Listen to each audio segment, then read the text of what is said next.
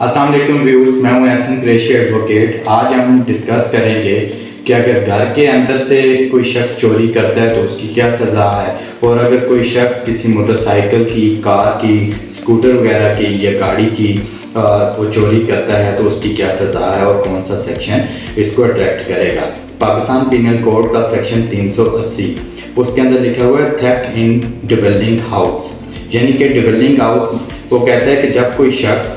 किसी बिल्डिंग से, किसी टेंट से या वेसल से, वो टेंट, बिल्डिंग या वेसल वो रिहायशी पर्पज़ के लिए इस्तेमाल किया जा रहा हो, या उस टेंट, वेसल या बिल्डिंग के अंदर कोई वो इसलिए बनाई गई हो कि वहाँ कोई प्रॉपर्टी, किसी फर्नीचर को, किसी प्रॉपर्टी को सेव करने के लिए उसको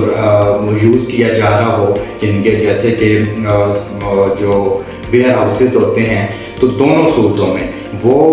बिल्डिंग, वेसल या टेंट जहाँ रिहाइश हो, वो टेंट, बिल्डिंग या वेसल जहाँ किसी प्रॉपर्टी की हिफाजत के लिए जो बनाया गया हो, और वहाँ से अगर कोई शख्स चोरी करता है तो उसको